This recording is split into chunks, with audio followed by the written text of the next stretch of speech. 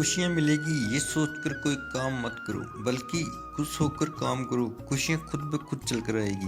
नमस्ते मित्रों, एक छोटी सी कहानी सुनाता हूँ। ये कहानी गुरुकुल की है। मतलब पुराने समय में स्कूल ये नहीं होते थे, पुराने समय में गुरुकुल होते थे। माता पिता अपने बच्चों को गुरुजी के पास गुरुकुल में भेज दिया करते थे।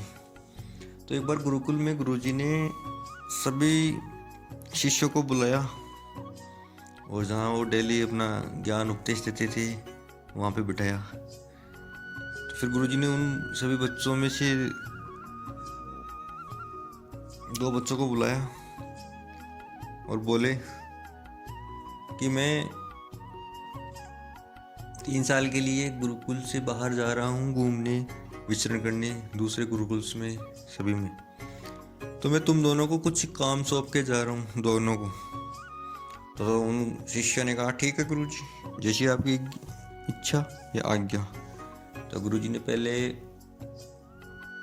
शिष्य को बोला कि ये लो, इसमें कुछ गेहूं के दाने हैं, इनसे कुछ ऐसा काम करो कि ये सुरक्षित भी रहे और इनमें वृद्धि हो। तो पहले शिष्य ने ले लिया गेहूं और कहा ठीक है गुरुजी। फिर गुरुजी ने सेकंड शिष्य यानी दूसरे शिष्य को भी यही बात बोली कि ये लो गेहूं और इनको सुरक्षित रखना और इनमें वृद्धि भी हो, ऐसा कुछ काम करना। तो सेकंड वन ने ले लिया और कहा ठीक है गुरुजी। तो गुरुजी आश्रम से घूमने के लिए प्रस्थान कर गए। तो फिर पहले वाले शिष्य ने सोचा कि गुरुजी ने इनको सुरक्षित और बढ़ने के लिए कहा है, तो इनको पहले तो सुरक्षा के लिए इनको एक डिब्बी में रख देते हैं और फिर ये इनमें वर्दी, इसके लिए उसने पूजा पाठ, नित्य पूजा पाठ करना स्टार्ट कर दिया। धूप बत्ती लगाना, भोग लगाना, जैसा वो गुरुजी के लिए करता था, गुरुजी की नमस्ते करता था, वैसे सुबह उठ के उनको प्रणाम करना, यानी कि नित्य क्रम स्टार्ट था उसका। और सेकंड शिष्य ने फिर सोचा कि अब क्या किया जाए।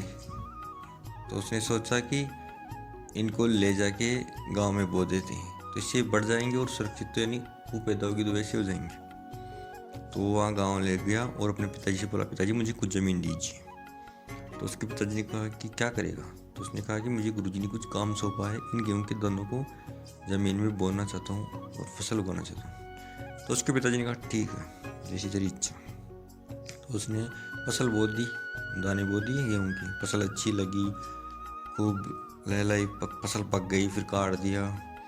फिर दूसरी साल फसल बो दी, काट दी। तीसरी साल ऐसे करते करते उसने खूब गेहूँ पैदा कर लिया 3 साल।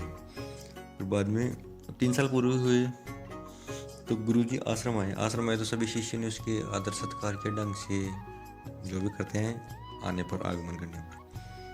तो उसी जगह जहाँ हमने उपदेश किया था उसी जगह एकत्रित हो गए और उन्होंने दोनों शिष्यों को बुलाया कि आओ मेरे पास। तो उसने पहले शिष्य को बोला कि तेरे को जो काम सौंपा था उसका क्या रिजल्ट है, क्या हुआ। तो उसने कहा ये लो गुरुजी, मैंने इनको इन डिब्बी में रख दिया था, उनकी रोज़ मैं पूजा पाठ करता था।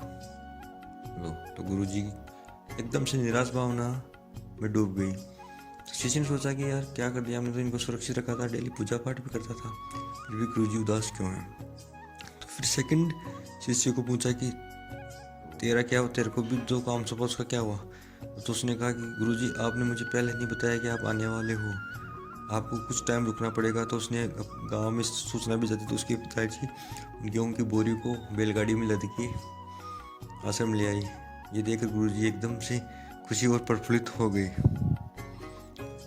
और फिर मैंने पहले शिष्य को कहा कि तुमने मैंने तुझे जो बात बोली थी, तूने उसका सही से अर्थ नहीं लगाया और तूने उसको डिब्बी में भर के रख दिया, जिससे आधे से ज़्यादा तो गेहूँ खराब हो गए, बीज गए, गुण हो गए, वृद्धि क्या, इनमें तो वापस हास हो गया। और सेकंड वाले ने दिमाग लगाया, मेरे दिए गए ज्ञान को काम में लिया तथा आचरण में उतारा, बढ़ने जैसा काम किया, खेती की, और मैंने जो भी इसको ज्ञान दिया उसको आगे इम्प्लीमेंट किया, सारी चीज़ की। और ये कहानी गेहूँ और खेती की नहीं है, ये हमारे जैसों की है। हम लोगों को बहुत सी चीज़ें जानते हैं, पता होती है, पर हम अपने जीवन में नहीं उतार पाते। इसलिए हमें जो भी चीज़ या ज्ञान की बात या कुछ भी चीज़ हमें पता हो तो उन्हें हमें आचरण में उतारना चाहिए। जब तक हम उतारेंगे नहीं उनका कोई इशू नहीं है, और एक बार समय निकलने के बाद में कोई मतलब नहीं है। इसलिए समय पे हर चीज़ करनी चाहिए, यानी हमें हमारे अंदर जो ज्ञान है उसको एक बार धरातल पे उतारना चाहिए। यही इस कहानी में सीख दी गई है।